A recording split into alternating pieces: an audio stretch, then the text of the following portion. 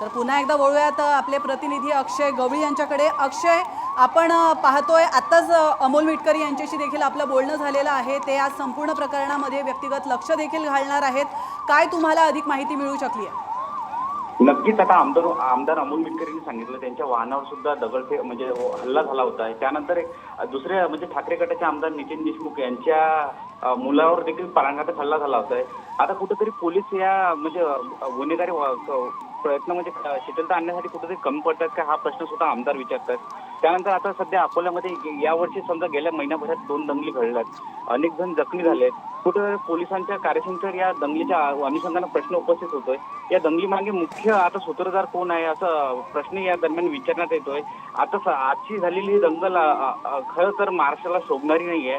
आज या दंगलीमध्ये अनेक जण जखमी झालेले आहेत, वाहनाची जाळपोळ झालेली आहे, अतिशय भर दिवसा आणि विशेषतः म्हणजे या ज्या ठिकाणी दंगल घडली तिथून जुने शहर पोलीस स्टेशन अगदी हाकेच्या अंतरावर आहेत। अतिशय म्हणजे तणाव परिसर मानला जाणाऱ्या या ठिकाणी एक पोलीस चौकी असं जरूर होते, पण असं काही प्रकार आपल्याला दिसून आलेला नाहीये।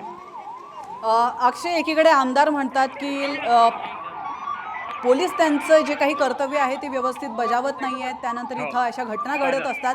साम टीव्हीचं प्रतिनिधी म्हणून तुमचं या भागाबद्दल, या परिसराबद्दल काय म्हणणं आहे? अकोल्यामध्ये नेमकं काय घडतंय? नक्कीच आमदारांनी म्हटलेला यातला एक मुद्दा तंतोतंत खरा मानता येईल, कारण की आता अकोल्यामध्ये अनेक वेळा दंगल्या झाल्या, हे झालंय, पण पोलिसांचं पाहिजे तसं वचक अकोल्यामध्ये नाहीये। जर आमदाराची मुलं सुरक्षित नाहीये तर सामान्य नागरिक काय, असा प्रश्नही विचारला जातोय।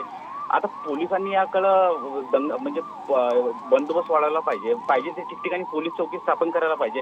जे समतोल पोलिसांनी जे शांतता समिती बैठकमध्ये जे समतोल राखायला पाहिजे ते पोलिसांकडून राखलं जात नाही। कुठेतरी पोलीस कमी पडतायत, याच अनुषंगाने हा सर्व प्रश्न उपस्थित होतोय।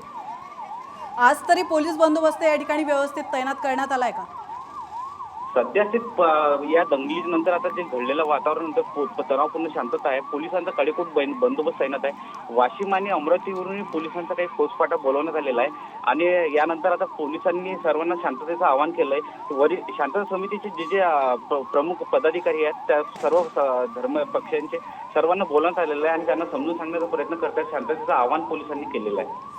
नक्कीच अक्षय, तुम्ही अतिशय महत्त्वपूर्ण माहिती आपल्या प्रेक्षकांपर्यंत पोहोचवलेली आहे, त्याबद्दल तुमचे अगदी मनापासून आभार।